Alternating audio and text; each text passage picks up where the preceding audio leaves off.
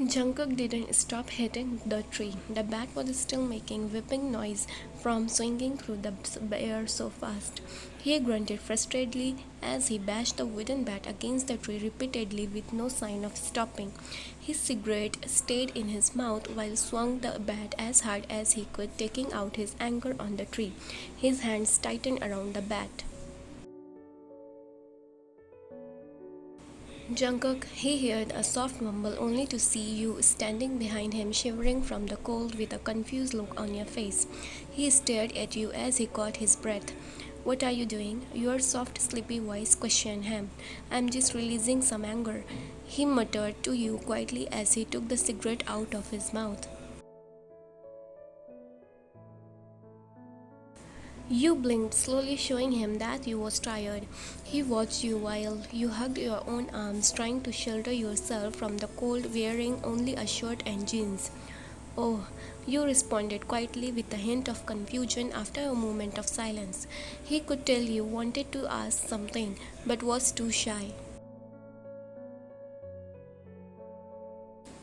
What's wrong, baby? He uttered, dropping the bat to give you his full attention. You didn't make eye contact with him. Could you paused, shyly playing with your hands, which you did when you was nervous. He raised one eyebrow at you, waiting for a response.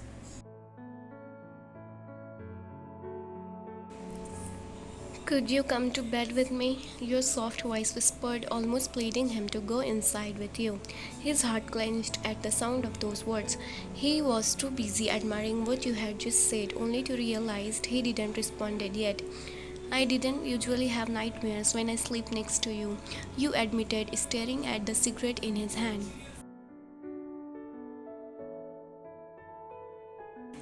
He knew you didn't like it when he smoked. He dropped the cigarette before squishing it into the ground with his foot. Okay, he nodded softly, walking over to you. You looked exhausted, your eyes struggling to open after each blink. He grabbed you and scooped you up into his arms. Am I still your favorite person? He took this chance while you was exhausted to ask you some questions. You nodded your head, resting against his shoulder with your eyes shut. You never stop being my favorite person, you whispered to him. Am I yours? You mumbled back half asleep. You are still the only person I like, he whispered in your ear, kissing your cheeks gently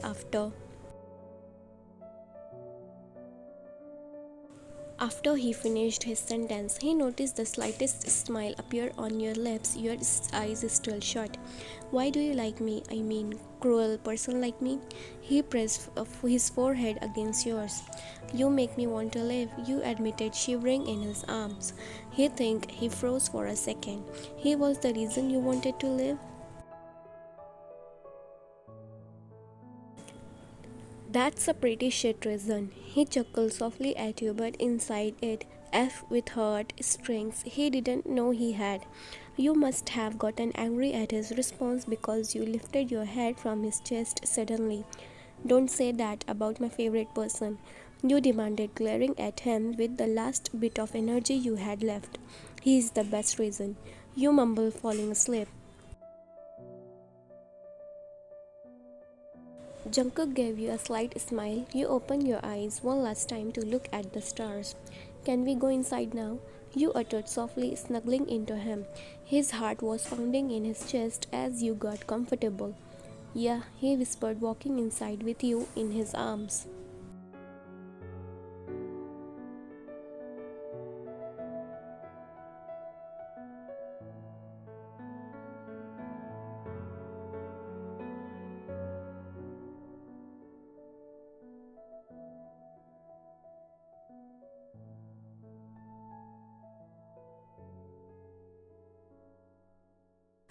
He made sure to take his time, making sure you was comfortable sleeping in his arms.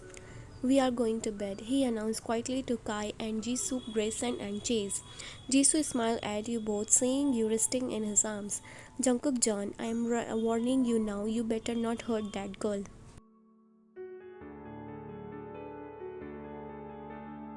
Jisoo glared at him. He glanced down at you before looking back up.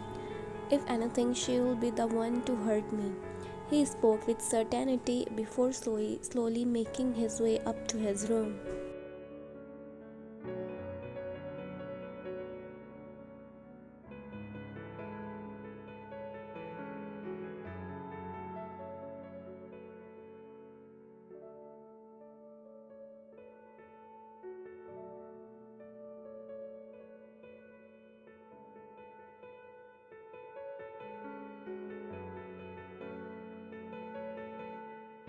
He lay you down and tucked in blanket as he scribbled in his journal.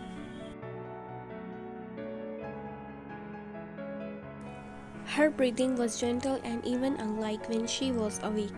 She was always so tense when she was awake, probably due to the amount of stress her father put her through as a child.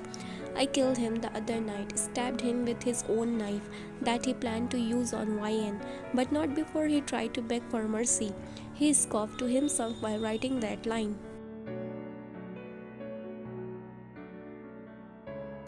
No one is allowed even get close to hurting her. I'll admit I got a bit protective. Today I was happy, I guess you could say.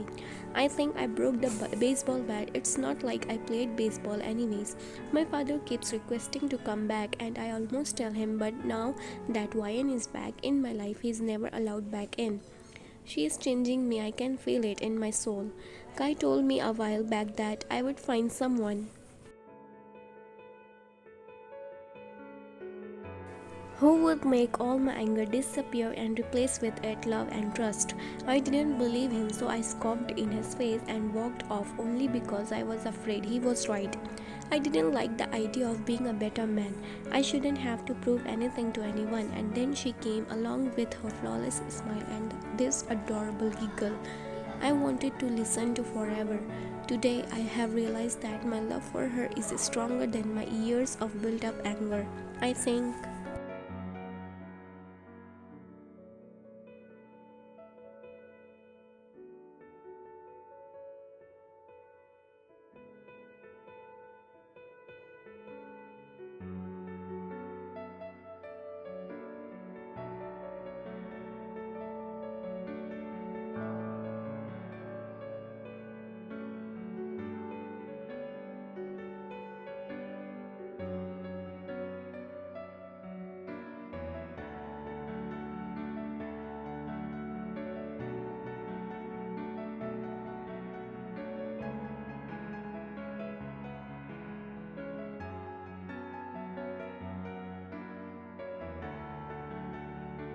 you opened your eyes hesitantly due to the light that was peeking in through the curtains. You glanced around the room confused.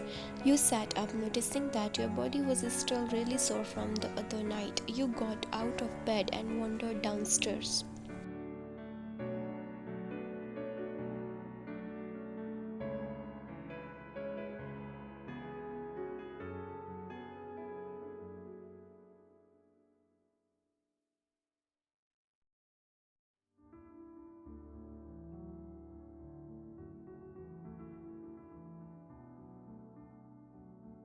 You was still sleepy. You noticed that Grayson is standing at the bottom of the stairs. Jungkook has gone to work. He told me to tell you. Grayson announced. You huffed sadly before going back up to Jungkook's room and grabbing one of his hoodie. They were too big and they smelled like him, so they were perfect.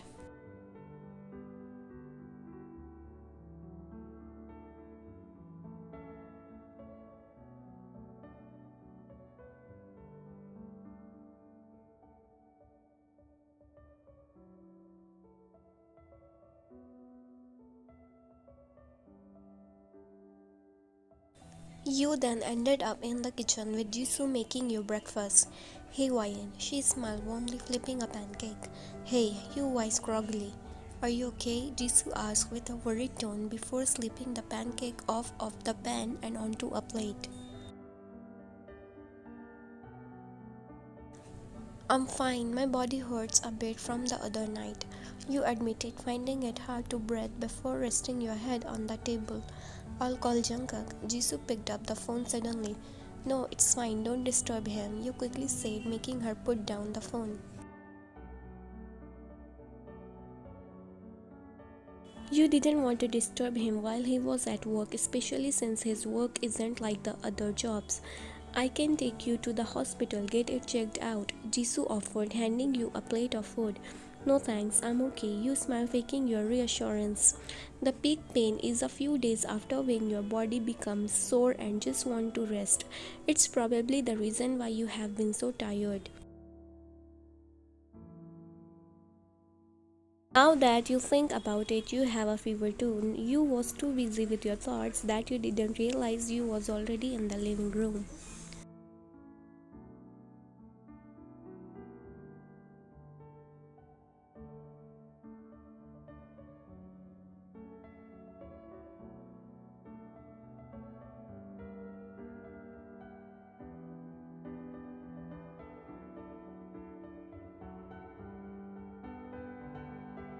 Here, my mom told me to give this to you.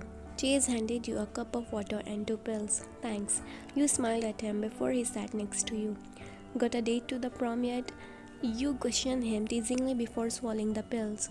No, I would have girls lining up, but they have already been asked.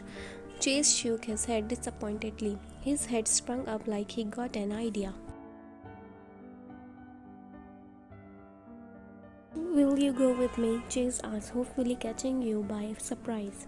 A 15-year-old and a 22-year-old, won't they just think I'm your cousin or something? You asked before rolling your eyes with a smile, trying to let him down gently. No, because they will be too busy focusing on your beauty.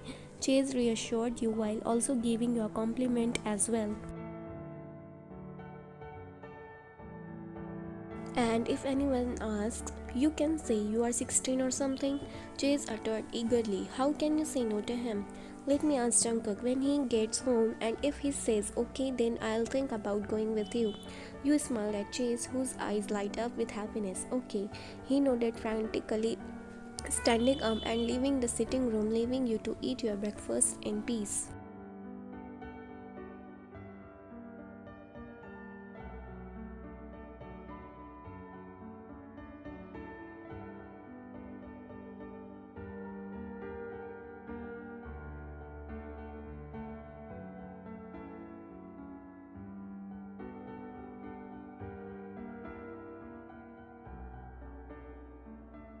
What have we got? Jungkook eyes and Taeyong stood in front of a soaking wet man strapped to a chair. We think he's an insider from one of the other mafias. Ice expressed his concern to him through his eyes. We have been trying to get him to confess for a while now, but nothing's working. Taeyong groaned, growing tired of the man's reluctance.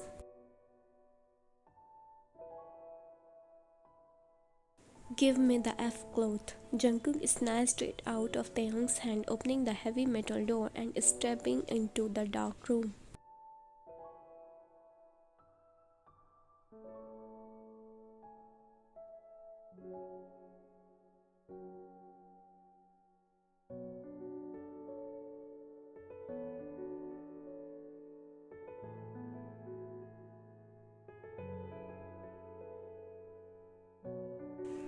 The man's head was hung low. He was exhausted and tired. Boss, you have got the wrong man. It's not me. He could hear the cries for help in his voice, but honestly, he just wanted him dead. You are a snitch, Jungkook growled furiously at him.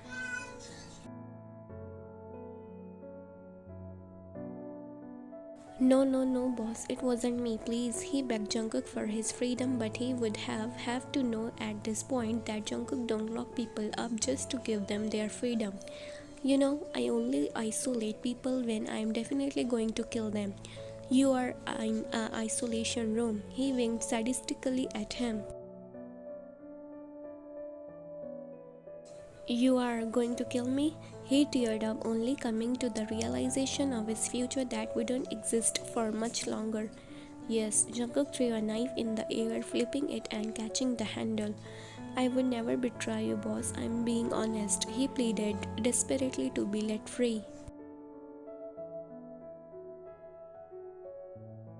What's your wife's name again? Holly? Jungkook smiled at him, seeing the panic on his face grow. No, no, he shouted at Jungkook. Jungkook curled his two fingers at the door. Bring her in. Taeyang threw him a woman who stumbled over to Jungkook, clearly shaken and confused, who also had a blindfold on. Jungkook took his free hand and grabbed the back of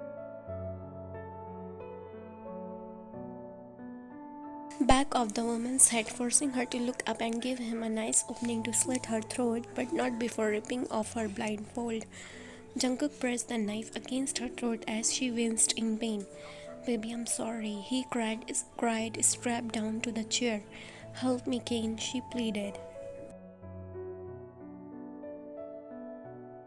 "I can't because I'm not what they are looking for." Kane jiggled his wrist at an attempt to escape.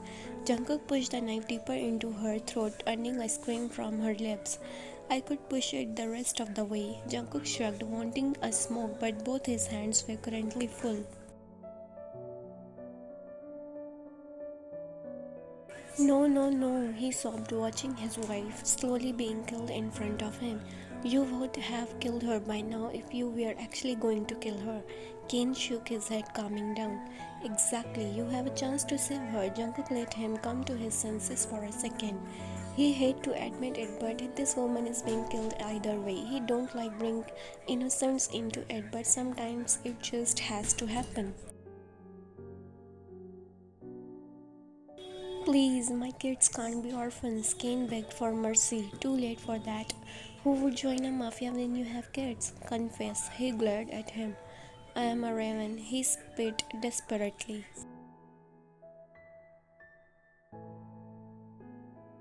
"You are from the Ravens?" Jungkook almost let out a laugh. "Yes, the Ravens. Every mafia wants you, Jungkook. They want you so that they can kill you." He was almost warning Jungkook. Wait, Jungkook realized that if he was a part of the mafia, so was she, which means she's probably going to attack any second now that he's confessed. She went to grab something, but Jungkook slit her throat fast. Kane's jaw dropped as she started screaming in pain, watching his wife slowly bleed out on the floor in front of him. Jungkook lifted up her shirt to reveal her back shoulder, and there it was, the mark of the ravens. Kane sobbed while pulling at his ties. "You tried to get her to kill me. That wasn't very nice of you, Jungkook." Jungkook pouted at him, evilly, feeling no remorse.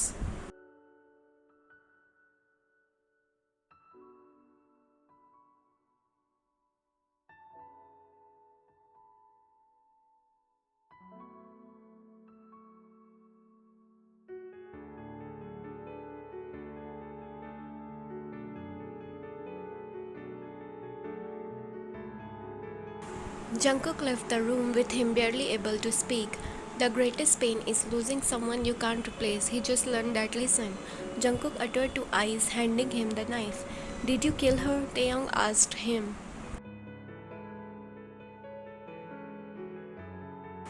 "Of course," Jungkook scoffed, rolling his eyes at him. Taeyang looked a little shocked, not being able to hide his widened eyes. "They plotted against us, that's the reason." Jungkook grumbled at Taeyang, defending his reasoning while getting ready to go speak to another prisoner.